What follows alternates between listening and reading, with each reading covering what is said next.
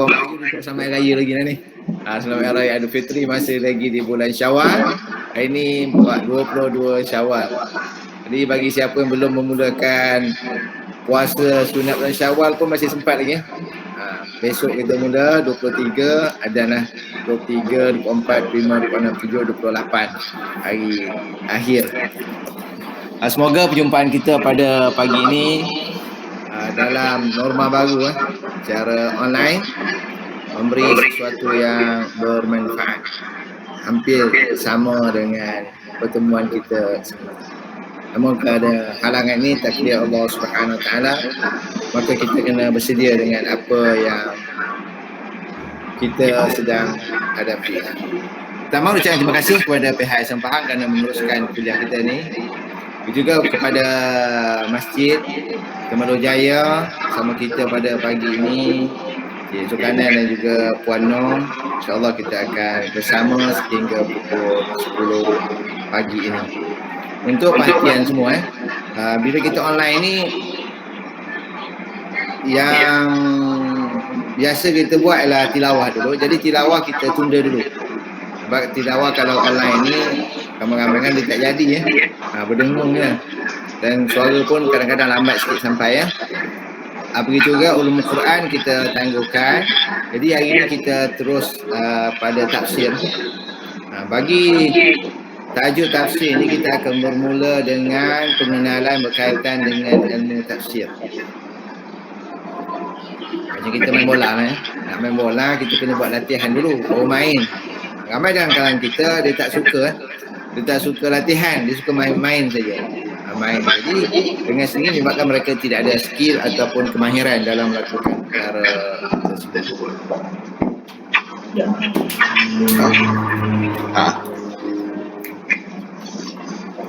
Baiklah. Kita akan bermula dengan usul tafsir untuk minggu ni. Minggu depan baru kita pergi pada tafsir. Bentar Ini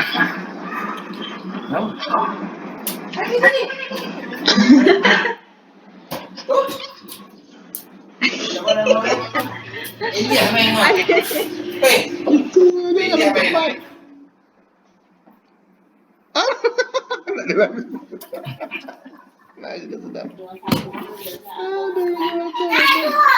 Baik. Saya ada sediakan nota berkaitan dengan usul tafsir ni. Tafsir ni maksudnya adalah pengenalan sebelum kita belajar ilmu tafsir supaya kita dapat mengenali. Baik, kita lihat dulu nota yang disediakan di sana.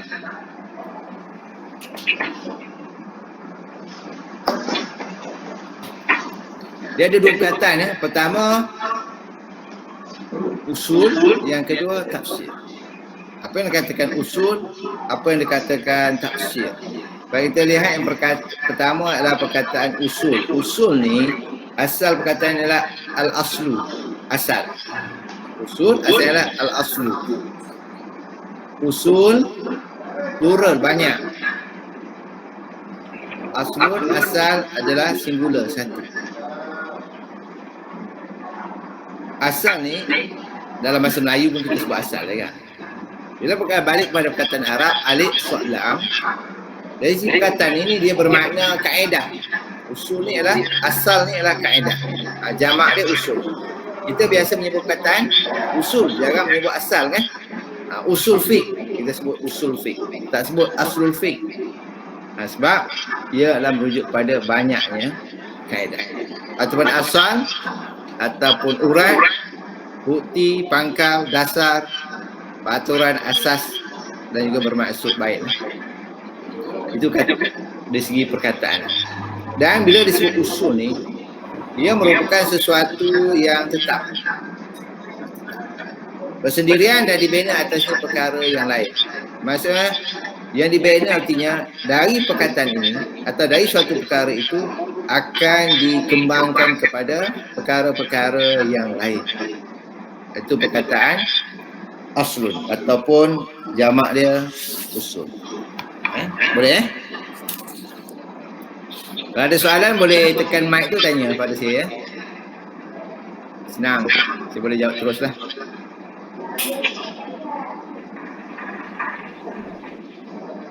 Seterusnya kita lihat perkataan yang kedua, iaitu tafsir.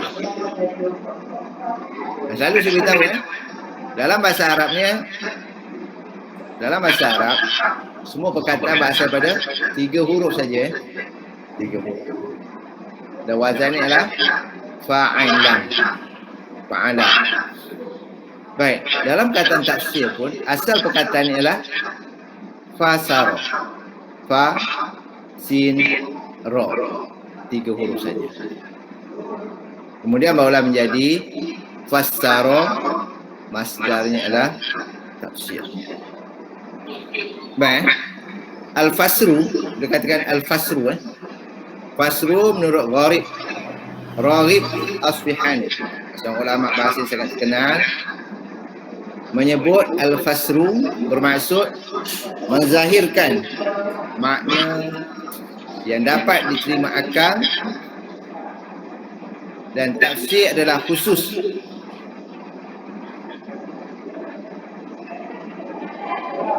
untuk lafaz-lafaz yang sama erti atau maknanya, dan juga untuk lafaz-lafaz yang pelik ataupun janggal. Maksud di sini lah menurut Raghib Asfihani, al-fasru maksudnya adalah menzahirkan makna. Maknanya menjelaskan makna sehingga makna tersebut boleh diterima oleh akal. Sama ada ia bagi perkataan yang khusus seerti ataupun perkataan-perkataan yang janggal, jarang orang guna. Dalam bahasa Melayu pun ada kan perkataan yang jarang kita guna. Jadi menerangkan makna yang jarang digunakan itu juga merujuk kepada maksud al-fasru. Perkataan fasru dan tafsir adalah bertepatan pada asal maknanya kerana menunjukkan kepada penzahiran makna, namun perkataan tafsir lebih erti berbanding al-fasru. Maksud mudah gini, mengapa tak sebut al-fasru tetapi sebut tafsir? Mudahnya adalah perkataan fasru pada fasara, tafsir pada fassara. Perkataan fassara menunjukkan bahawa perbuatan tersebut dilakukan berulang-ulang ataupun lebih aktif. Seperti saya sebut awal tadi bila 3 huruf fa, sin, ra maksud menerangkan. Tapi bila ditambah jadi 4 huruf iaitu fa, sin itu 2 kali. Fassara iaitu adanya tasdid. Mana dia 2 kali? Bila 2 kali fassara makna 4 huruf. 4 huruf itu menunjukkan perbuatan tersebut dilakukan berulang-ulang ataupun banyak kali. Artinya perkataan tafsir di situ lebih sesuai digunakan berbanding dengan al-fasru. Itu dari segi apa? Mana perkataan.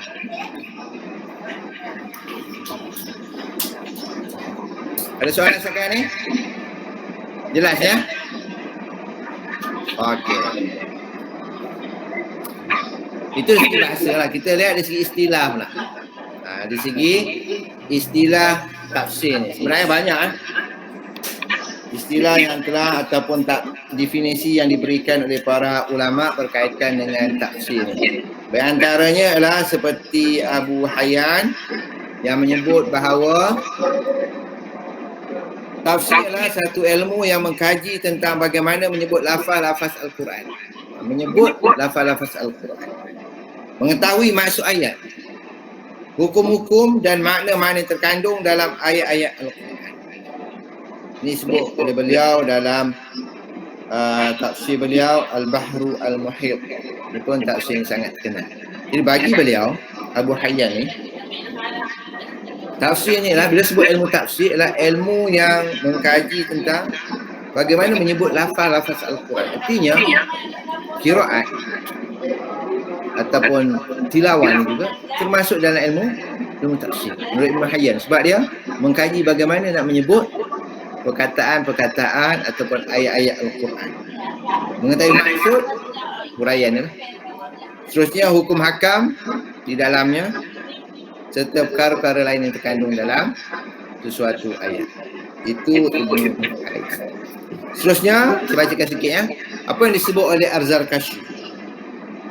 Zarkashi pun menjelaskan bahawa tafsir inilah satu ilmu yang membantu seorang memahami kitab Allah yang diturunkan kepada Nabi Muhammad sallallahu alaihi wasallam, menerangkan maksud, makna-makna, mengeluarkan hukum-hukum dan hikmah-hikmahnya. Persediaan dalam perkara tersebut terdiri pada ilmu sintaksis, tata bahasa, formologi, semantik, usul fiqh, qiraat, memerlukan pengetahuan tentang sebab penurunan suatu ayat serta nasih dan mansukh. Zarkashi ini menyebut dalam kitab beliau yang sangat terkenal iaitu Al-Burhan fi Ulumul Quran. Jadi kalau kita lihat Zarkashi menerangkan cukup panjanglah apa yang disebut sebagai tafsir. Tak apa. Tapi kita lihat apa yang disebut oleh Zulqarni di sini. Zulqarni saya letak di nota kita ni sebab dia lebih ringkas dan lebih jamik apa yang disebut oleh beliau. Cuba lihat di situ. Menurut Az-Zulqarni, tafsir adalah satu ilmu yang membahaskan tentang hal ilmu Al-Quran Al-Karim dari sudut dalalah atau dilalah menurut kehendak Allah berdasarkan kemampuan manusia. Baik, kita lihat beberapa perkara yang disebut oleh Zulqarni. Pertama, beliau menyebut ilmu yang membahaskan, mana ilmu yang membicarakan, kaji ke, menganalisis ke hal ehwal Al-Quran. Semua perkara berkaitan dengan Al-Quran. Sama dari segi bahasa dia ke, dari segi susunan ke, sama ada segi tertib surah ke dan sebagainya. Untuk apa? Untuk mengetahui dalalah ataupun dilalah. Apa yang dikatakan dilalah? Dilalah ialah kandungan makna. Kandungan makna. Macam kita baca satu ayat. Alhamdulillahirabbil alamin. Segala puji bagi Allah Subhanahu wa taala Rabbul alamin, iaitu Rabb, Tuhan sekalian alam. Itu dia punya apa? Terjemahan ataupun maksud. Tetapi apakah yang tersurat? Yang tersirat dalam ayat ni itu dipanggil dilalah. Kandungan makna. Oleh itu, menurut Zulqarni, tafsir ini adalah ilmu yang membincangkan tentang ayat Al-Quran supaya kita mengetahui apakah dilalah kandungan yang terdapat dalam satu ayat menurut kehendak Allah. Dengan sini menunjukkan bahawa huraian tersebut mesti mengikut apa yang dikehendaki oleh Allah SWT. Sebab apa? Sebab Al-Quran ialah kalamullah. Bila kalamullah, kata-kata tersebut adalah mengikut kehendak Allah, bukannya kehendak manusia. Macam kita lah. Kalau kita bercakap, kita bagi satu perkataan, satu ayat. Besok kelas kita buat lewat, atau minggu depan kita lewatkan kelas kita. Jadi makna ialah kelas minggu depan kita akan lewat. Tapi dari segi dilalah, kandungan makna, saya saja yang tahu. Lewat tu lewat macam mana? Mungkin lewat setengah jam, lewat sejam, ataupun kita buat petang, ataupun kita buat malam. Itu dipanggil apa? Dilalah, kandungan makna yang ada dalam itu. Jadi seorang mufassir, dia akan memberikan maksud kandungan ayat ini menurut kehendak